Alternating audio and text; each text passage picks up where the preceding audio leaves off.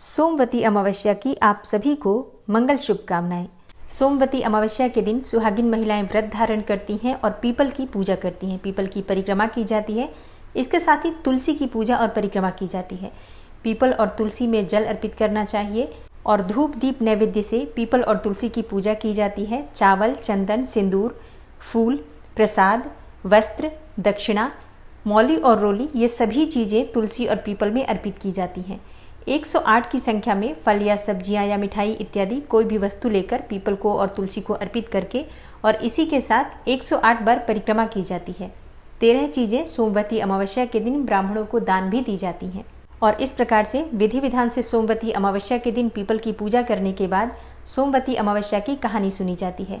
सोमवती अमावस्या की पूजा करने से अखंड सौभाग्य की प्राप्ति होती है। संतान प्राप्ति में आ रही बाधाएं दूर होती हैं। पति पत्नी के रिश्ते मधुर होते हैं और पति पत्नी के बीच कोई भी परेशानी हो, दाम्पत्य जीवन में परेशानी हो तो वो समाप्त होती है। इसके साथ ही सुख समृद्धि की वृद्धि होती है।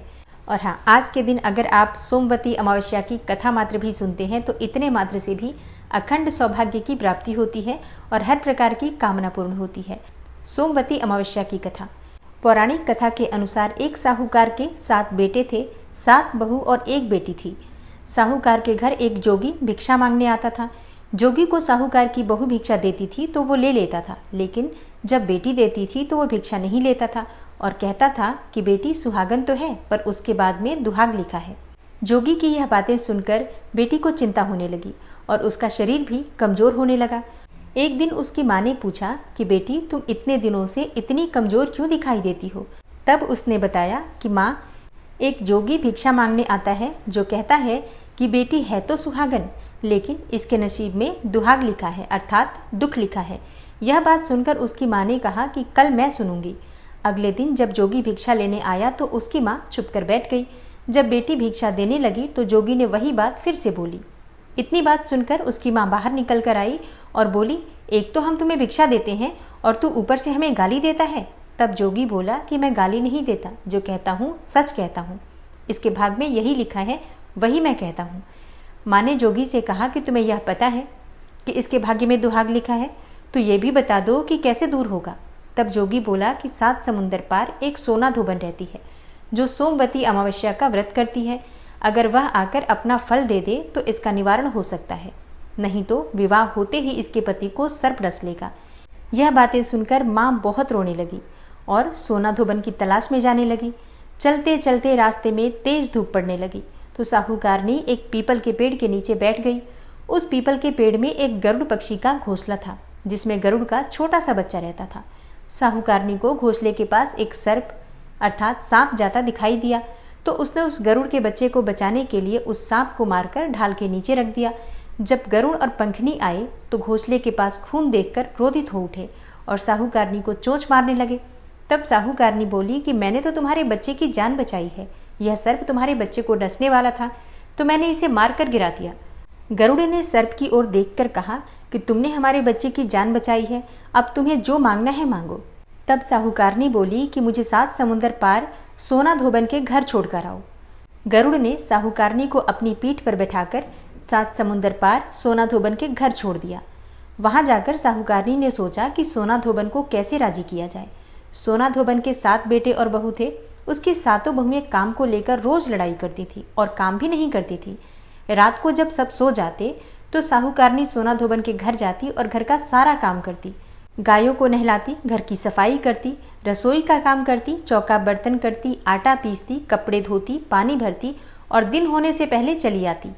7 बहुएं रोज सोचती कि ये सारा काम कौन कर रहा है, लेकिन कभी एक दूसरे से पूछती नहीं थी कि ये सब काम कौन कर रहा है। कुछ दिनों तक ये सभी काम उसी प्रकार से चलते रहे।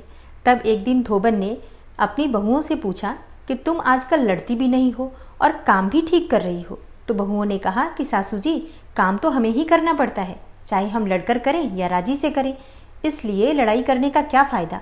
सोना धोबन ने सोचा कि आज देखा जाए कि कौन सी बहू काम करती है और वो रात को सोई नहीं।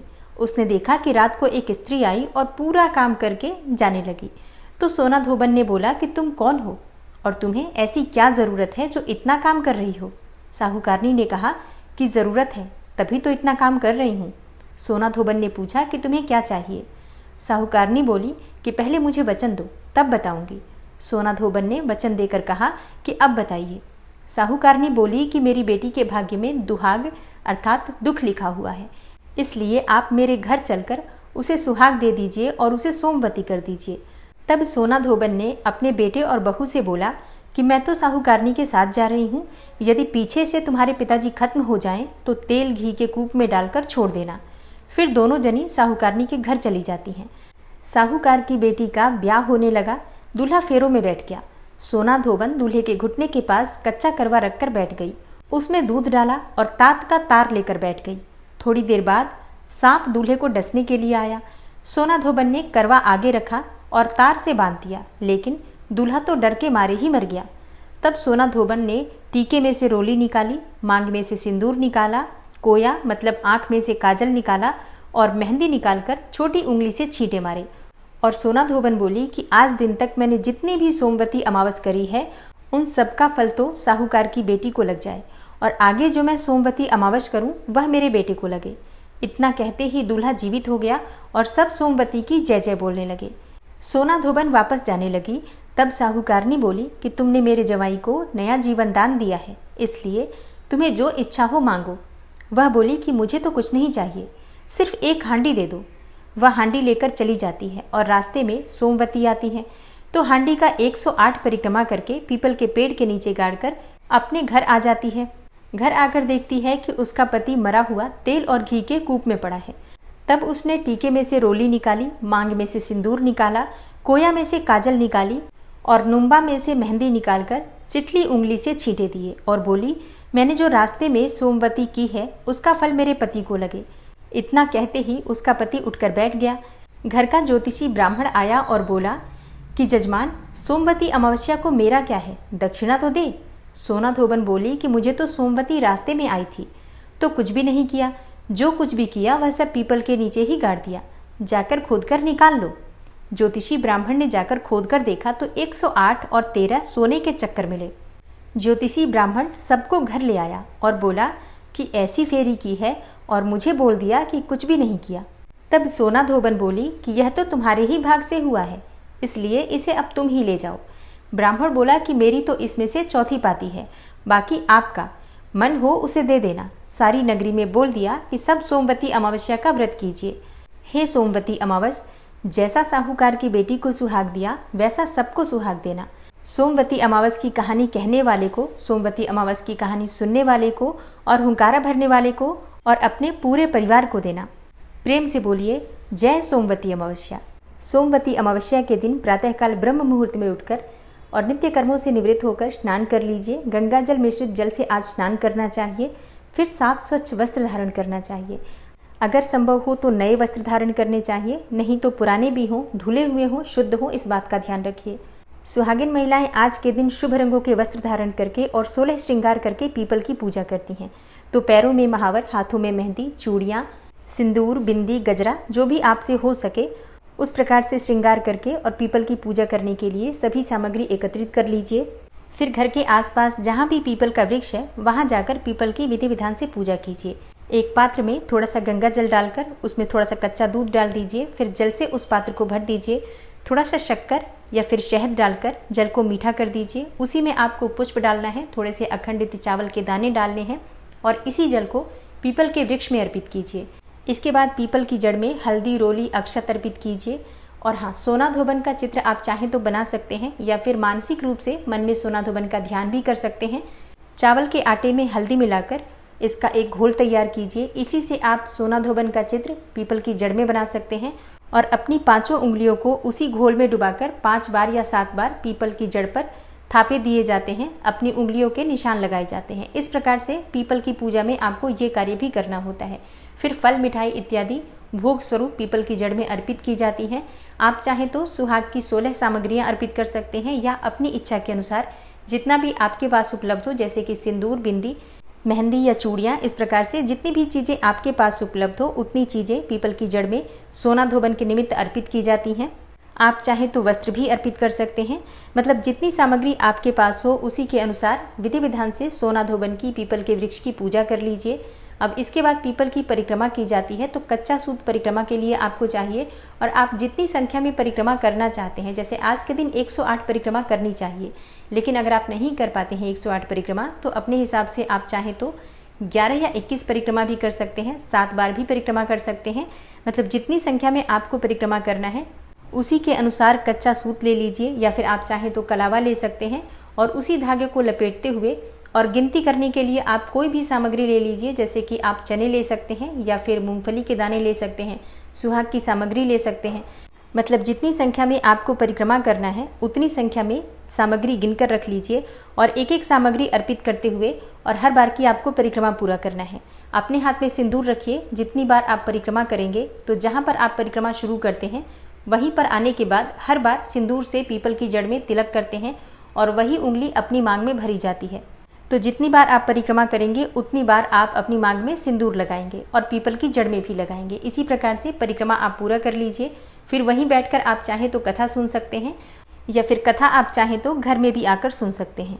और हाँ, पीपल की पूजा करते समय पीपल में आपको दीपदान अवश्य करना है। आप चाहें तो शुद्ध घी का दीपक प्रज्वलित कर सकते हैं या फिर आप चाहें तो तिल तेल का भी दीपक प्रज्वलित कर सकते हैं। कोशिश कीजिए सरसों के तेल का दीपक न प्रज्वलित करें। और पीपल की पूजा करते समय, पीपल की परिक्रमा करते समय ओम नमो भगवते वासुदेवाय नमः इस मंत्र का जप करते रहिए। इसके साथ एक और कार्य आपको करना है। जो भी सामग्री आप लेकर गए हैं वहाँ पर चढ़ाने के लिए, उसमें से कुछ सामग्री दान अवश्य कीजिए। आज के दिन दान करने से सौभाग्य में वृद्धि होती है और सुख समृद्धि भी आती है। इसलिए आप जो भी सामग्री, फल, मिठाइयाँ, सुहाग की सामग्री जो भी आप लेकर गए हैं उसमें से कुछ चीज़ें दान कर दीजिए और कुछ चीज़ें आप अपने घर में स्वयं भी प्रयोग कर सकते हैं। परिवार सहित सभी सदस्यों को उस प्रसाद में से, जो भोग आपने लगाया है उसमें से वितरित करके स्वयं भी ग्रहण कर सकते हैं। आज के दिन सिंदूर का दान करने से सौभाग्य में वृद्धि होती है। सौभाग्य की सामग्री दान करने से अखंड सौभाग्य की प्राप्ति होती है। इसलिए जब पीपल की परिक्रमा कर ली जाती है उसके बाद से जो भी सुहागिन महिलाएं वहाँ पर होती हैं सबको सिंदूर लगाना चाहिए और उनसे भी स्वयं को सिंदूर अवश्य लगवाइए। कोई बड़ा बुजुर्ग वहाँ पर हो तो उनके चरण स्पर्श करके आशीर्वाद अवश्य लेना चाहिए। कोई ब्राह्मण हो तो उन्हें आप वहाँ पर दान दक्षिणा अवश्य दीजिए। और अगर आप सोमवती अमावस्या का व्रत करते हैं तो शाम के समय मीठा भोजन कर सकते हैं। लेकिन अगर आप व्रत नहीं करते हैं तो पीपल की पूजा करने के बाद घर आकर शुद्ध और सात्विक भोजन भी कर सकते हैं। और हाँ, अगर आपके घर के आसपास पीपल ना हो तो आप तुलसी की भी परिक्रमा इसी प्रकार से कर सकते हैं। तुलसी की पूजा करने से भी आपको उसी फल की प्राप्ति होती है। तो अगर पीपल है तो पीपल की और तुलसी की दोनों की पूजा आप कर सकते हैं, और पीपल नहीं है तो घर में जो तुलसी है उनकी भी इसी प्रकार से विधि विधान से पूजा करके, परिक्रमा करके आप सोमवती अमावस्या कर सकते हैं। दोस्तों, उम्मीद करती हूँ आज की कथा आपको ज़रूर पसंद आई होगी। तो अगर कथा पसंद आई हो तो वीडियो को लाइक ज़रूर किया कीजिए और अगर संभव हो तो वीडियो को ज़्यादा से ज़्यादा शेयर कीजिए। और हाँ, कमेंट बॉक्स में राधे राधे ज़रूर लिखा कीजिए। और जो भक्त इस चैनल पर पहली बार आए हैं, अभी तक आपने चैनल को सब्सक्राइब नहीं किया है, तो आज की वीडियो अगर आपको अच्छी लगे तो चैनल को सब्सक्राइब करके बेल आइकन को ज़रूर प्रेस कर लीजिए। इससे ये होगा कि इस चैनल पर जो भी नई वीडियो अपलोड होंगी उनकी नोटिफिकेशन आपको सही समय पर प्राप्त होगी। मिलती हूँ मैं आपसे अगली वीडियो में। तब तक के लिए जय श्री राधे।